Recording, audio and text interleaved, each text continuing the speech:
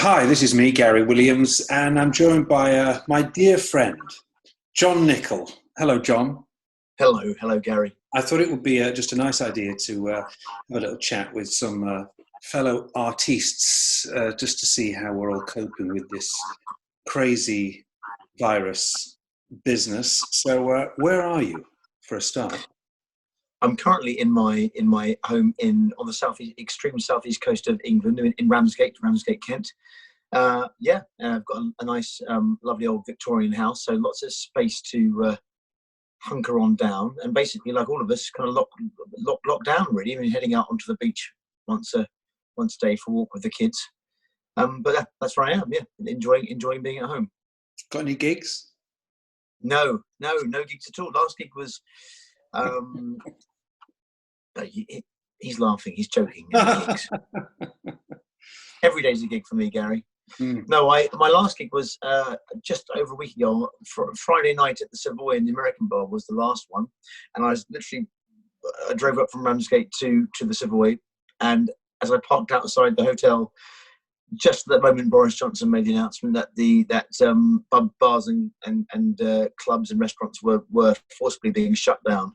So I thought, Christ, I've just driven 2 hours for that. But then we kept the bar open until about 8 p.m. So there was That was your last night. That was my last night. That was a week on the Friday just gone. So yeah. So the growth, the fuzz that you see on my face is exactly however many days that is since last Friday. Employment. Yeah. Tell me, what was that last night like? I mean, not just at the Savoy, but in London. It must have been weird, no? It was a bit of a kind of a philosophical quandary, really, going in full stop. But I was very aware that God knows when the next gigs are going to come. So I thought, well, there's no way I can't not go in. I can't afford to not go in. But the last week and a half was very, very strange, very surreal. Very conflicting emotions, really. As I just said, I felt like I had to go in. But at the same time, you're kind of angry with anybody who turned up to listen to you, because the advice every morning was, don't go out, don't go in. And so you're sitting there at the piano thinking, please don't come in. And people come in, you'll be like, don't you dare touch me. Oh my God, you're sneezing. You know, it was a very strange atmosphere, and kind of really emotional, actually, because I think the future is very uncertain, particularly in live venues and hotels and restaurants. None of us really know how many of these staff are actually going to come back. Not necessarily because they're losing their jobs, but because a lot of the guys, as you know so well, Gary, the staff in these restaurants and hotels, you know, they come from various European destinations, and they might just go home and not come back. Or if they do come back, by the time they come back, they'll get a job somewhere else. So it really felt like the last day of term forever. It felt kind of emotional and very strange week and a half.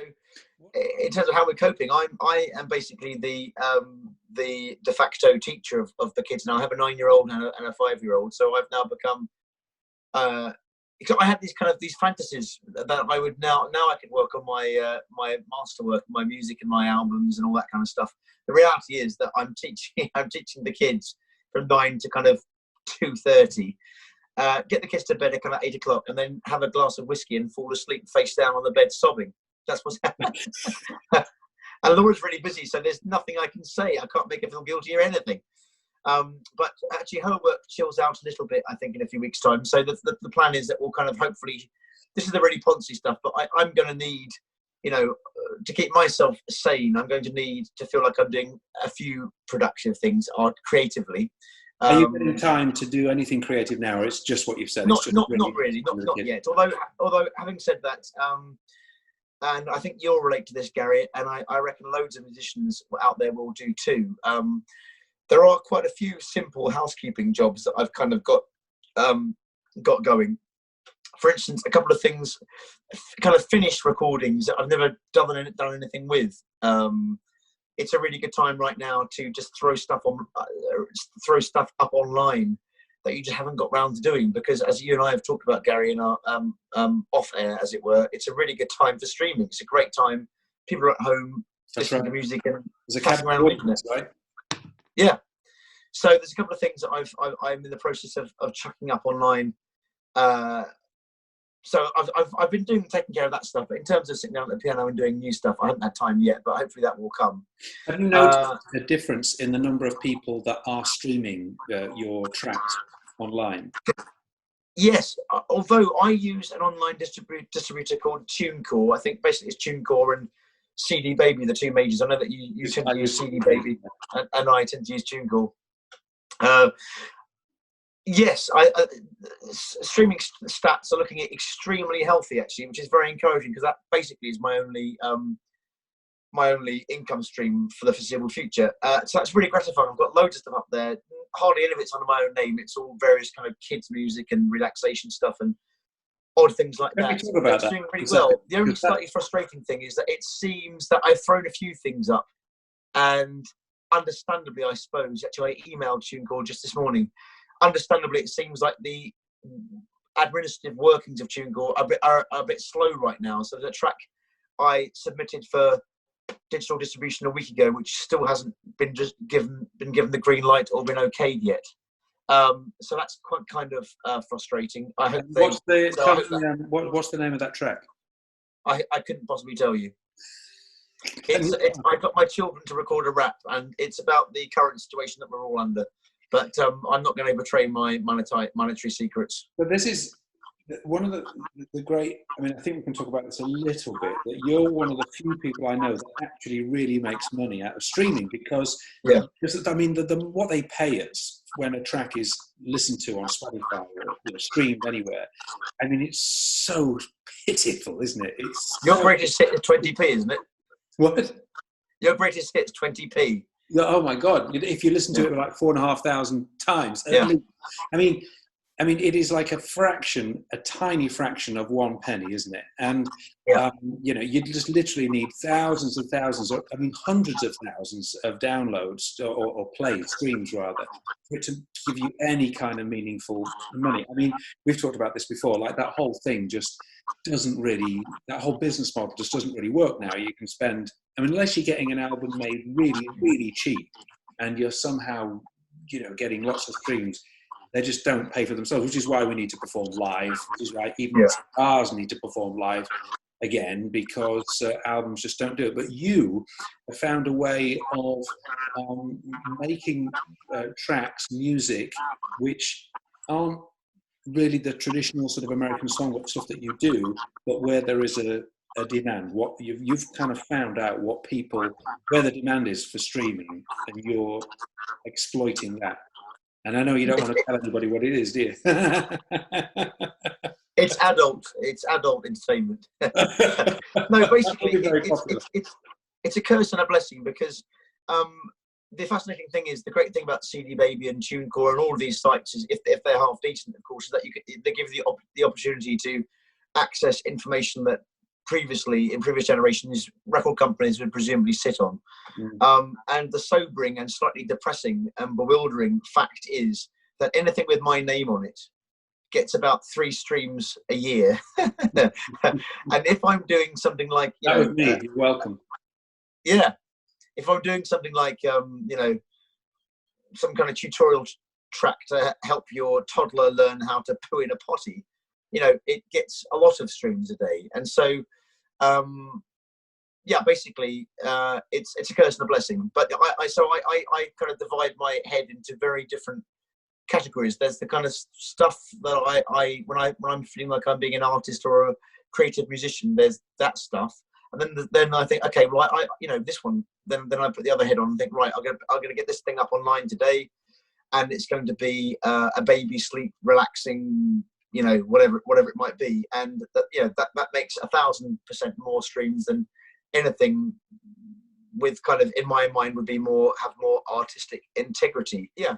So listen, once Laura's working a little bit less and you've got a little bit more time to be creative, is there some things that what's going to be top of your creative action list? How are you going to best use this time that we've now been given to, I think, to help your career, be creative?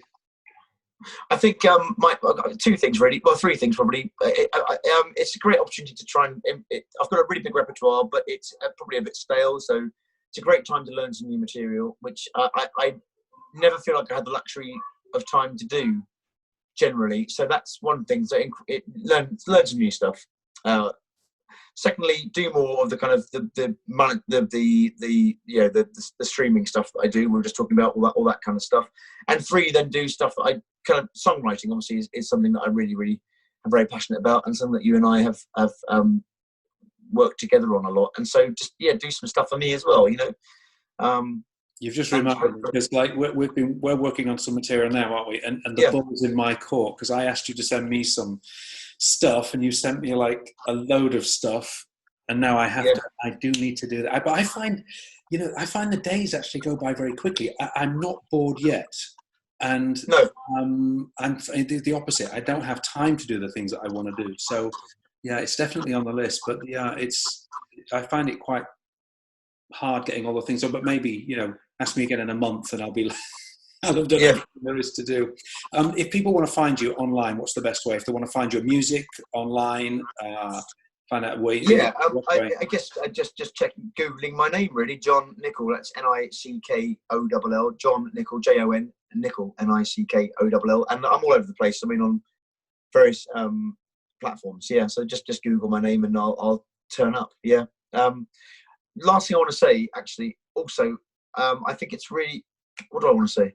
I wanted to say, I think it's just a really good time to do some clean the decks, really. All those little projects you've had lying around, and this is the great time to finish those things. Things that kind of 75% finished, songs that aren't quite finished, or recordings that are nearly finished, but you're going to put some backing vocals on, or this is a great time to do that, And I want to reiterate again, I think it's a really good time to... Anything you've got lying around on your desk that you didn't put online for whatever reason, put it online now. And, by all means, take it down again in kind of 4 months' time, fingers crossed, when normal life resumes. But, it's a great time to have stuff up online, because people, I haven't seen the stats, but presumably traffic on Spotify and iTunes and all the other various places must be through the roof right now. Yeah. Jon, thank you for talking to me. Always great to see you. Enjoy your lockdown. I've got a feeling that I might be in trouble with my wife downstairs, because I've been doing this self-indulgent act. I think she thinks I'm talking to myself again. So I'm going to run downstairs and pretend that everything's okay. I love you guys, and guys up there, keep well and healthy and keep safe. You too. Lots of love. Bye. Cheers, Gary. Bye, mate.